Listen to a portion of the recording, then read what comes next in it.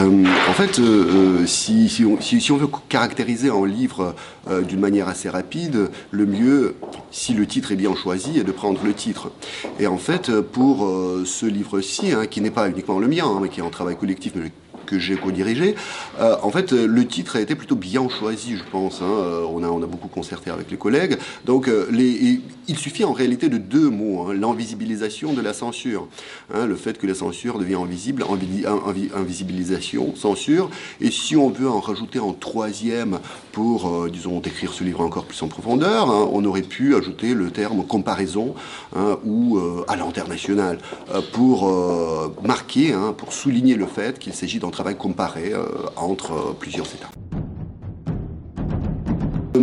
Pour donner un résumé, il peut être utile de remonter un peu à la genèse, hein, de ce projet, parce que, encore une fois, hein, il s'agit d'un travail collectif, il s'agit d'un livre collectif que j'ai co-dirigé avec deux collègues, et en fait, l'idée, je peux en parler pour ma part, hein, de mon point de vue. L'idée m'est d'abord venue de travailler sur les nouvelles formes de la censure sous régime autoritaire lorsque je travaillais sur ma thèse de doctorat ici, hein, à Sciences Po Strasbourg, et donc j'ai étudié la politisation de la musique contestataire au Bélarus. Et j'ai assez rapidement remarqué qu'il y avait une contradiction, en tout cas une certaine ambiguïté, lorsqu'on parlait de la censure. Dans le Bélarus autoritaire d'aujourd'hui, la censure formelle, institutionnelle, disons, voilà, coordonnée ouvertement par des administrations en charge, n'existe pas. Par contre, lorsqu'on parle avec des acteurs, on remarque très rapidement que cela ne va pas du tout dire qu'il y ait une liberté de parole absolue ou qu'on peut dire tout ce qu'on veut. Au contraire, dès qu'on prend une position qui va à l'encontre de l'idéologie d'État, à l'encontre des politiques publiques réalisées par le gouvernement, à l'encontre des autorités en général, tout de suite on affronte une série de problèmes. Qui se posent souvent, non pas uniquement par les agents d'État, mais également par des producteurs culturels eux-mêmes, et ainsi de suite. Et donc je me suis dit qu'il s'agissait ici de quelque chose d'assez intéressant et assez peu exploré. Et j'ai poursuivi cette réflexion dans le cadre de mon projet de recherche postdoctorale à l'EHESS à Paris. Et c'est là que j'ai rencontré plusieurs personnes, hein, deux personnes qui sont mes co-auteurs, hein, Dominique Marchetti et Bella Ostromo-Uchava, qui s'intéressaient en fait, qui se posaient les mêmes questions, mais sur des terrains très différents. Donc Dominique, il travaille toujours, hein, sur les médias au Maroc, et Bella, elle, travaille sur la littérature, l'édition plutôt, hein, en Russie. Et on a remarqué que les phénomènes qu'on observait étaient parfois semblables, même s'il s'agissait de domaines et d'états assez différents. Et c'est de là qu'est né le projet de faire quelque chose à partir de cette similitude d'intérêt. Le résumé du livre, si on veut encore une fois le faire court, hein, c'est de dire qu'il existe des similitudes dans les mécanismes de la restriction de la liberté d'expression, dans de différents États qui appartiennent aux régimes différents, et dans de différents domaines de la production culturelle. Mais au-delà de ces similitudes, il y a bien sûr des différences qui se dessinent aussi. Il y a plusieurs messages là-dedans, mais la première chose, disons, le départ de la réflexion, c'est que déjà, il ne faut pas prendre la censure pour quelque chose qui serait un atavisme de l'ancien régime, qui serait uniquement propre au système autoritaire. Au sens sociologique, la censure, c'est quelque chose de normal. Hein, la censure, ce sont des formes sociales de la limitation du dissible, de la définition des cadres de ce qui est dissible. Et en fait, si on regarde les systèmes démocratiques, il y a aussi les limites qui se posent. Et à mon avis, heureusement, dans les régimes démocratiques d'aujourd'hui, disons les lignes rouges, hein, les limites, ce sont voilà, le discours de la haine, la misogynie, les discriminations de tout genre, hein, la provocation de la haine raciale et ainsi de suite.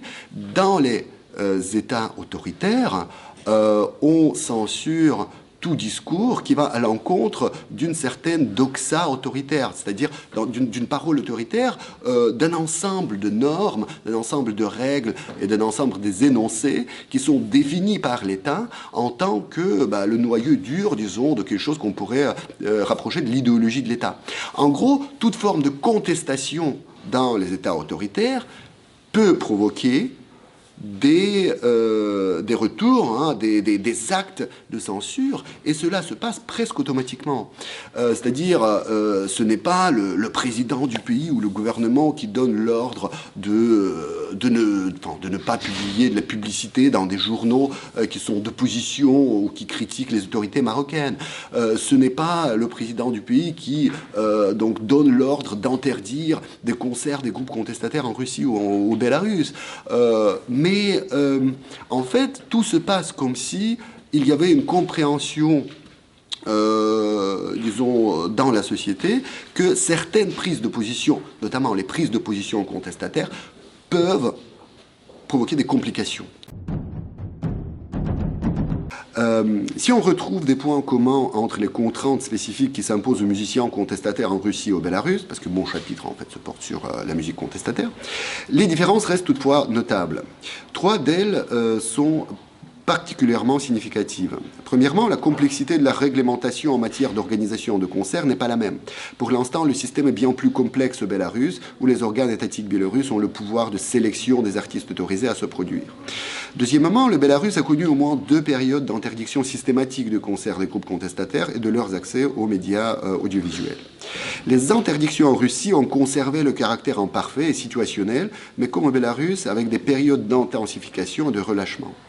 Troisièmement, cet aspect n'a pas été examiné dans cette contribution, en Russie, une partie des fonctions de la censure, au moins du point de vue de sa justification, est exercée d'une manière relativement autonome par des groupes d'activistes, souvent nationalistes et conservateurs, qui lancent des pétitions, protestent contre des concerts, se mobilisent pour réclamer des poursuites judiciaires, comme dans le cas de Pussy Riot, adressent aux musiciens des menaces anonymes pour faire annuler des concerts, etc. On n'observe pas de mobilisation de cet ordre au Bélarus. Derrière ces différences, 2 grandes tendances communes se dessinent dans les mutations des modalités de contrôle de la production culturelle. Tout d'abord, dans les situations où il devient compliqué, voire impossible de prévenir et d'interdire la production et la circulation des biens culturels, les formes économiques de censure revêtent une importance croissante. La censure cible alors avant tout l'activité artistique qui rapporte les ressources matérielles aux producteurs et aux intermédiaires. Ce volet économique devient d'autant plus sensible que le mode capitaliste de production et de diffusion des biens culturels incite à la professionnalisation et la concurrence. Cette dernière peut être encadrée par l'intervention étatique ponctuelle ou systématique, à travers des régulations, des campagnes médiatiques, publicitaires ou de dénigrement, des soutiens sélectifs par les organes de l'action publique ou lors des intérêts, etc. Une telle censure, presque invisible, peut rendre plus difficile l'accès légal aux revenus perçus des activités de production culturelle, comme les cachets de concert, les droits de diffusion, les revenus auprès des entreprises de spectacle.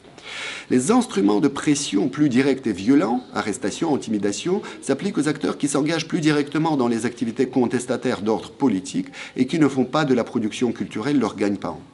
Ces instruments peuvent à leur tour revêtir une signification économique en pénalisant les carrières des acteurs censurés dans d'autres domaines d'activité. Interpellation de l'individu concerné sur son lieu de travail ou d'études pour l'interroger, les conversations informelles entre représentants des services de sécurité et le supérieur hiérarchique, l'absentéisme au travail à cause d'une interpellation et d'une garde à vue, sans parler du casier judiciaire. Ainsi, on voit que les logiques de l'économie de marché peuvent tout à fait servir d'environnement propice à la censure dans les configurations autoritaires, où les prises de position contestataires sont susceptibles de provoquer la réduction des revenus des musiciens qui aspirent à la professionnalisation. Il apparaît que le marché capitaliste n'est pas forcément l'ennemi des dictatures, mais il peut au contraire servir la reproduction des structures de relations de pouvoir autoritaires. Enfin, l'impératif de se réclamer de la démocratie et de l'économie de marché qui s'impose aux dominants politiques dans les systèmes autoritaires contemporains contribue au renforcement du caractère informel et diffus de la censure. L'application des règles d'interdiction et d'autorisation est sélective et situationnelle. Les instances de contrôle sont diffuses et décentralisées et impliquent les producteurs culturels eux-mêmes. Ce système brouille les règles du jeu et cultive une imprévisibilité qui devient la règle principale.